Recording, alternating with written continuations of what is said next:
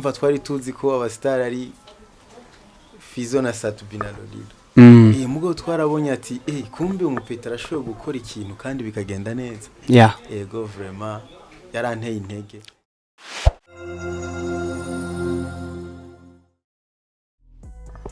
Kaze bakunzi ba K90 TV, kaze mu biganiro byacu, kaze mu biganiro cyacu cy'uno munsi aho turi kumwe n'umushitsi atuyagira byinshi cyane kujyana akazi kiwe n'umuririmbyi muri industry amaze gushika ku itari bikara amaze gukora ibintu bitandukanye hano muziki wacu, byaba biteramo za indirimbo nziza zakonzwe byaba ndetse n'ibindi beze n'ibindi byinshi cyane n'umuririmbyi hano wacu mu Burundi cyane arazwi ari mu bazwi mu bakora neza.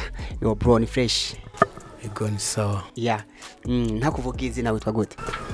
So Jenny twa Villan Moon. Ni Villan Moon turi kumwe mu ganiro cyacu cy'uno munsi, mu ganiro cyacu cy'uno munsi aho araza kutuganira byinshi cyane n'umuririmbyi, ni umujene akiri muto afise byinshi amaze gushikako. Villan Moon, umuntu avuze Villan Moon twumve ko ari inde Villan Moon. Mva umuntu avuze Villan Moon.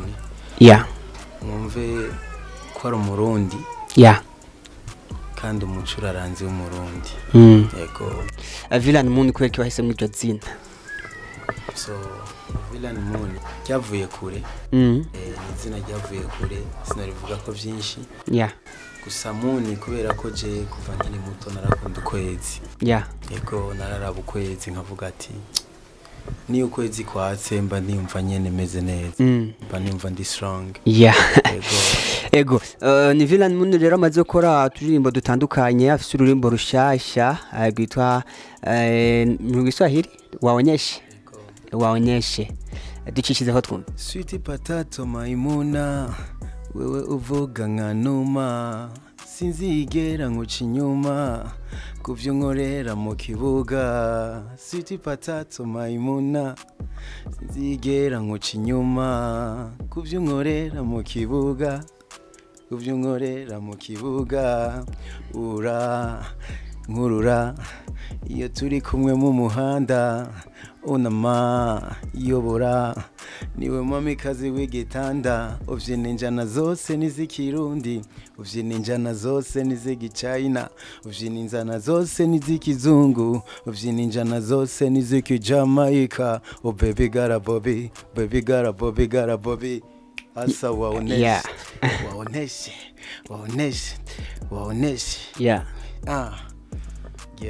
Ni waoneshe indirimbo yaririmbwe na Villan Moon.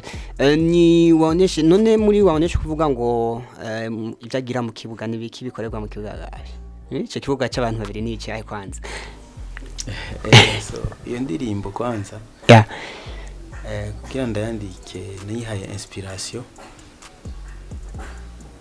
Nihaye inspiration kujya kuntu usanga mu bibaza ati abafise ingidi bonyene nibo baba bafise ibyo berekana. Rero no tutariko arabikora bigashima nyene aravyerekana kandi bakabibona. Yego. Ni waonyeshe yarimbwe na Villan Moon. Ni Villan Moon kandi wumva ko indirimbo zibe zose nivyo twazisanga ku ma platform cyane YouTube. Yego. Kuri YouTube yazisanga ko Villan Moon. Ubu muziki kuri wewe niki? So umuziki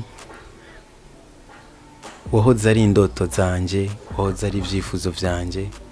Ubu ngubu umuziki n'ubuzima bwanje, ubuziki n'umunezero wanje. Yego. Uri mu muziki urumva unezero uruhuze cyane. Ikintu cyiza cyane.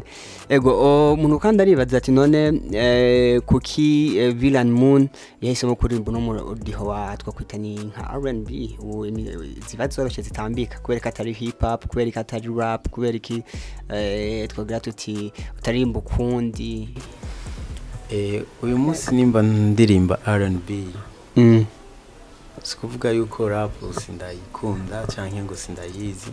Ego ndayizi ndumuririmbyi mva n'ama etape hari umunsi nzoririmba na rap yego Villan Moon ko umuririmbyi bigoye gukora wenyene ko bigoye ko kwironsa uburyo bwose mbega wewe bifashwa nande ubikora gute so jewe ubu ngubu mpereye ku ndirimbo zose navuga ko ari ubwanje jenyene navuga ko ari jenyene ya gusa nyene support hari abantu bansupportinga b'abagenzi yego nka Hot Mix aransupportinga cyane big up sana kuriwe kuri Hot Mix big up sana hama n'abandi nyene babajama baramfasha yego ubu burya ntihegeze ko bavuga byegeze ko bavuga cyane kuri umugenzi cyane na Olegue mufitanye ubucuti bwahe connection zari hagati ya wewe nawe niza so Olegue n'umugenzi Olegue kuva twese tutaratangura kuririmba twarakuranye twaranatambanye twaraniganye yego umva tegeza kuba bagenzi kumenga arana amaze gushika wewe bigenda gute muri ko muravugana iby'umuziki nk'ubu so cyambere kwanza novuga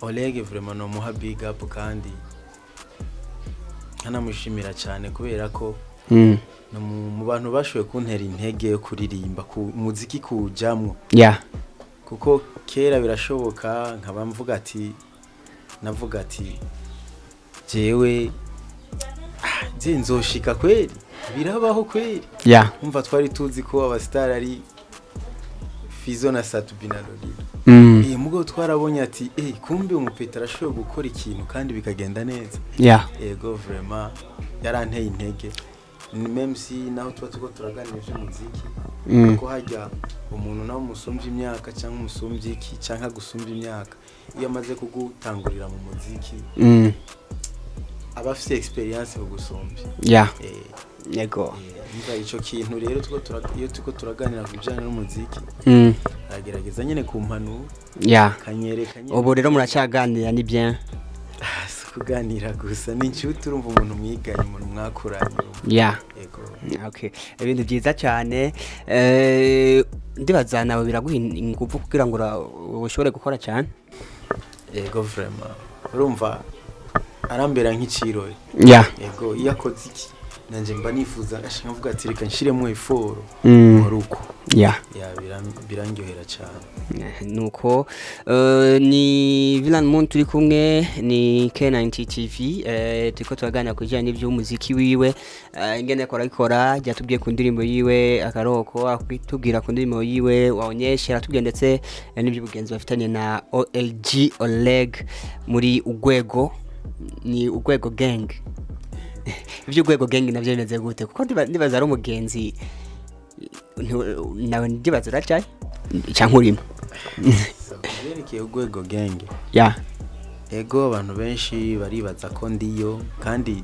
ishobora kuba ndiyo canke ntariyo kubera iki we nyene ntuzaho hagaze ico kibazo ndinze ndakishura uko bisigura yuko abari naba nakinyegeje gatoya mugabo reka tugihe umwanya hari umunsi nzobibabwira neza ego genzo rya 19 wari kumwe na Lolilo Simba Gitega mu giteramo ari yateguye tegenze gute ego giteramo twaragiteguye kandi ibintu byose byari bimeze neza mugabo guverineri w'intara ya Gitega yarabitwankiye ngo kubera covid yego uruhusha nigwa rutabonetse yavuze ati nta biteramo biriko birabubu ntara ya Gitega kandi niko bisanzwe biri maka bivuye hejuru yego ngo bikorane amakonsere n'amakaraoke nibiriko biraba mu ntara ya Gitega yego kandi bagiye kubitubwira trotare cyangwa nimwe mwasabye uruhusha mutera basabye kuva kare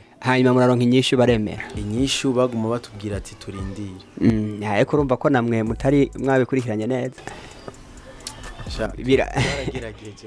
mwarageregeje muri 2020 nuko ngiye gukora cyane kandi nafise na collabo n'umustar ari kashe umustar akuze kabisa umustar ari kashe kumbure muzomubona hageze tuzobona hageze ni nka ryari mu ntango zo kwa mbere hagati canke mu mpera ni nako zo ego so sinobizeza kubera ko deja tumaze kurikodinga wasigaye ko dushutinga kandi rero iyo umaze gusohorana n'umuririmbyi wo hejuru bisaba yuko ugira kuri programme ziwe hari igihe akubwira ati nturekure indirimbo yawe muri no miss kubera ko uhavunyicira izindi ziriko ziragira yumva abari ku murongo nano ntoshoka ndababwira umunsi canke saha ego mu guheraheza ngirwa afise akajambo bwa ko dukurikirana cyane abafans ba Villan Moon bakora dukurikirana kuri K90 TV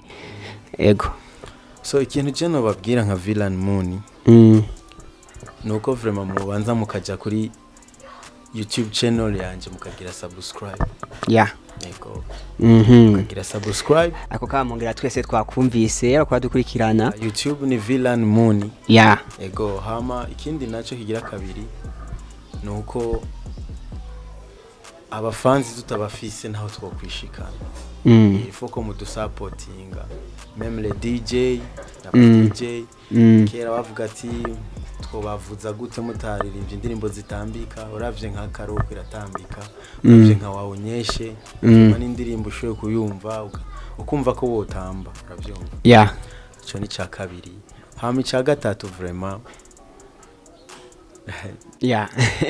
kiranse hagiye gusha bizere ko ari ibintu bishasha bigiye gukorwa na Villan Moon nuko rero turashimire mwebwe mwese mwako muradukurikirana kuri K90 TV dushimire Villan Moon kuganira duhaye yaduteramishe kuno munsi yatwiganiye na byinshi cyane ni K90 TV mwanda mudukurikirana ciao